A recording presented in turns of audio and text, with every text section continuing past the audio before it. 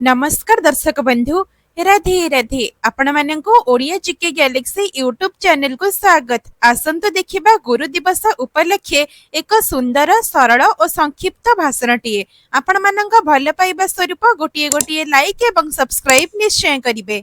सम्माननीय सभापति महोदय, पूज्य गुरुजी और गुरुमा वृंद एवं एठारे उपस्थित मोर स्नेहर छोट बड़ भाई और भौणी माने, आजिर एही पवित्र गुरु दिवस विषय रे मोते किछि कहिबार सुजोग मिलिथिबारु मु निजको धन्य मने करुछि।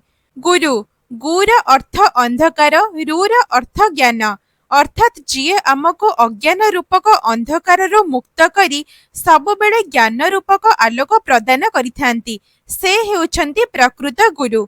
जुगे जुगे गुरु हेउछंती पूज्य चिर नमस्य।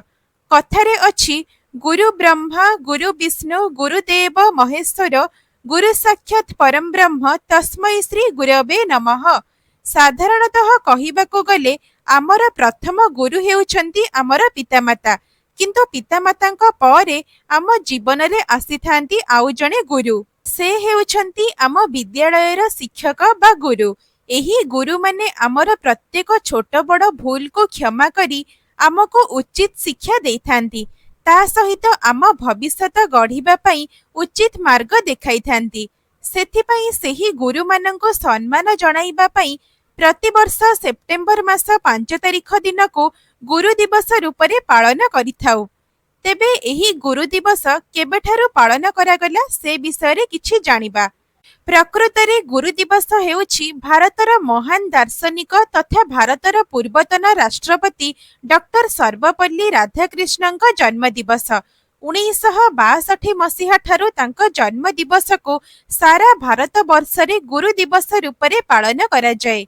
डॉक्टर सर्वपल्ली राधाकृष्णन 1888 मसीहा सेप्टेम्बर मास 5 तारिख रे तमिलनाडुर तिरुतानी ग्राम रे जन्म ग्रहण करिथिले। से माड्रास विश्वविद्यालय दर्शन शास्त्र रे प्रथम श्रेणी रे उत्तीर्ण होइथिले। से 1909 मसीहा रे प्रथमे माड्रास प्रेसिडेंसी कॉलेज रे अध्यापक होइथिले। से मध्य इंग्लैंड रो सर्वोच्च उपाधि ऑर्डर ऑफ मेरिट पद पाइबार सौभाग्य अर्जन करिथिले। से जणे ज्ञानयोगी, छात्र वत्सल एवं जणे आदर्श गुरु थिले।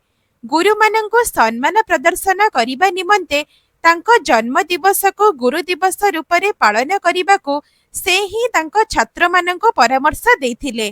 एथिपई तांको जातीय गुरुर आख्या दिया जाइछि। शेषरे मु एतिकी कहिबी, आमे सबुबेले जानिबा उचित जे गुरु जणे मनीष हेले मध्य तांकर व्यक्तित्व असाधारण। गुरु भगवानଙ୍କ सह तुलनीय। गुरुंकर आशीर्वाद रे जणे छात्र अशेष ज्ञान एवं सम्मानर अधिकारी होइथाय। तेणु सेही गुरु को सम्मान देबा उचित। भागवत रे गोटिए पद अछि, गुरु को न मणिब नर गुरुजे साक्षात ईश्वर। मु एतिकी कही मोर वक्तव्य शेष करुछि। Happy teachers day.